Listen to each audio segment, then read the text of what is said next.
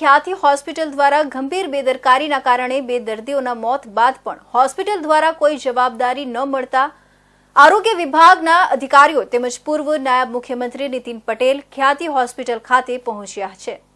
નીતિન પટેલ દ્વારા સમગ્ર બાબતે માહિતી મેળવવામાં આવી હતી। અમદાવાદમાં એસજી હાઈવે પર આવેલી ખ્યાતિ હોસ્પિટલની ગંભીર બેદરકારી બહાર આવી છે।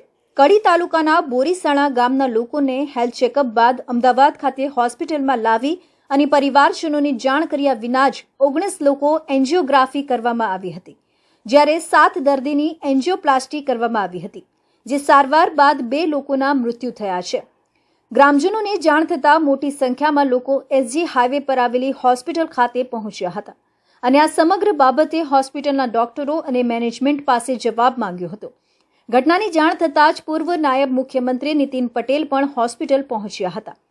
પૂર્વ નાયબ મુખ્યમંત્રી નીતિન પટેલે જણાવ્યું હતું કે 2 દિવસ પહેલા મને માહિતી મળી હતી કે કડીના બોરીસાણા ગામમાં ખ્યાતિ હોસ્પિટલ દ્વારા ફી નિદાન કેમ્પનું આયોજન કરવામાં આવ્યું હતું। ગામમાં પોસ્ટર પણ લગાવવામાં આવ્યા હતા। જરૂરિયાત લોકો આ કેમ્પમાં ગયા હતા।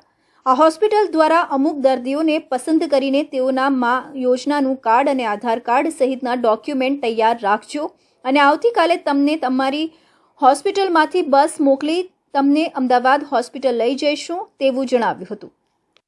આ થોડું વધારે પડતું થયું છે અને ઉતાવળવાળું લાગે છે અને બહુ સારું નથી લાગતું। દેખાઈ આવે છે કે આમાં કોઈ જુદી રીતે ધંધાદારી રીતે દર્દીને લાવી દીધા અને દર્દીને કદાચ જરૂર છે કે નહીં એ પણ હજુ બહુ પ્રસ્થાપિત થતું નથી। હું કોઈને મળ્યો નથી, પણ એક ગામમાં એક સાથે 11થી વધુ વ્યક્તિઓને એન્જિયોગ્રાફી માટે લાવવા, એન્જિયોપ્લાસ્ટી કરી દેવી, એક સાથે બધાનું ઓપરેશન કરી દેવા, આ બધું અતિરેકને બિનજરૂર। મહેસાણાના કડી તાલુકાના બોરીસાણા ગામમાં હોસ્પિટલ દ્વારા ફ્રી કેમ્પનું આયોજન કરવામાં આવ્યું હતું, જેમાં 19 દર્દીઓને ખ્યાતિ હોસ્પિટલમાં સારવાર માટે બોલાવવામાં આવ્યા હતા, જ્યાં તમામ દર્દીની જાણ વિના એન્જિયોપ્લાસ્ટી કરવામાં આવી, સ્ટેન્ટ મૂકવામાં આવ્યા હતા। સ્ટેન્ટ મૂક્યા બાદ 70 વર્ષના સેનમ નાગરભાઈ મોતીભાઈ અને 50 વર્ષના બારોટ મહેશભાઈ ગિરધરભાઈ નામના દર્દીનું મોત નીપજ્યું છે। આ સિવાય અન્ય 5 જેટલા દર્દીઓ જ્યારે અત્યારે આઈસીયુની અંદર જીવન અને મરણ વચ્ચે ઝોલા ખાઈ રહ્યા છે અને સારવાર લઈ રહ્યા છે।